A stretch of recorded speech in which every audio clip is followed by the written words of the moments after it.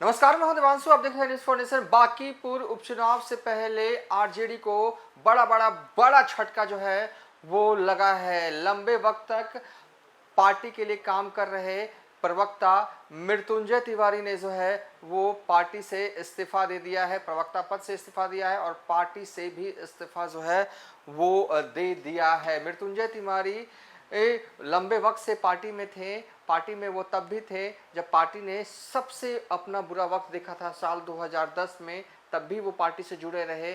साल 2025 में जब पार्टी के खराब नतीजे आए तब भी जो है वो जुटे रहे और हर दिन आरजेडी कार्यालय के बाहर मीडिया बाइट्स देते थे।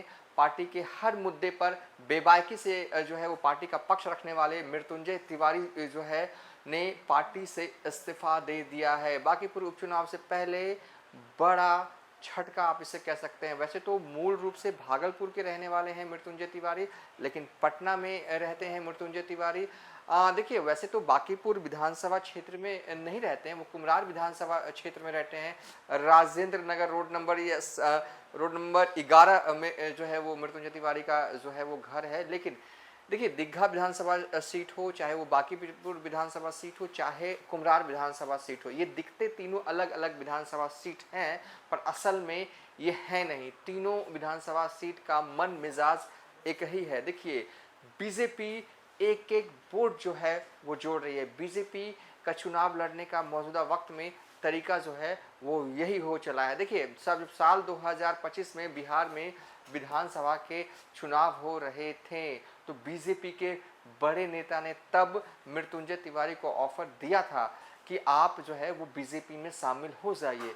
लेकिन मृत्युंजय तिवारी जो है वो बीजेपी में शामिल नहीं होते और मृत्युंजय तिवारी एक ऐसे नेता के तौर पर रहे हैं कि सभी नेताओं से जो है इनका जो है वो जमता है, इनका जो है वो बनता है। कभी ये आरजेडी के प्रवक्ता हैं तो आरजेडी के नेताओं के साथ तो दिखते ही हैं, बीजेपी के नेताओं के साथ भी दिख जाते हैं, कभी जदयू के नेताओं के साथ भी दिख जाते हैं। और इनके गांव में एक बार कार्यक्रम था तो इनके बुलावे पर नीतीश भी पहुंचे थे। मौर्य लोक में इनके घर में एक कार्यक्रम था, मौर्य होटल में, तो मृत्युंजय तिवारी के बुलावे पर तब के सीएम रहे बिहार के नीतीश कुमार भी पहुंचे थे। तो यानी कि कहने का मतलब हमारा यह है कि सभी नेताओं से इनकी बनती है, इनका मिजाज, इनका बोलने का लब्बो लहजा ही इतना है कि आप कहते हैं ना, कोई कोई इंसान ऐसा होता है कि बड़ा बड़ा मिलनसार होता है, तो उस तरह के व्यक्ति जो है वो मृत्युंजय तिवारी हैं।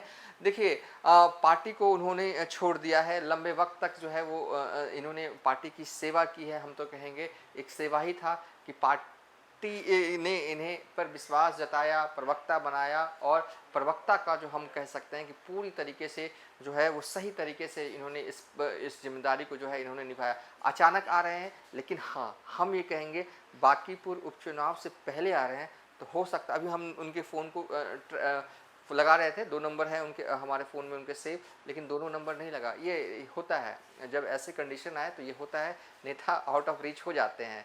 लेकिन सवाल ये कि क्या आप बीजेपी में शामिल हो रहे हैं? अगर हो रहे हैं तो 1 से 2 दिन में जो है वो हो जाएंगे।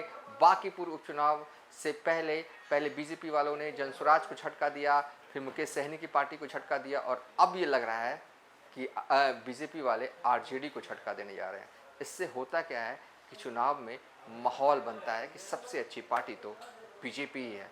तभी तो हर दल से जो है वो नेता और पुराने नेता इस पार्टी में शामिल हो रहे हैं। फिलहाल अब तक इतना ही। आप देखते रहिए न्यूज़ फॉर नेशन।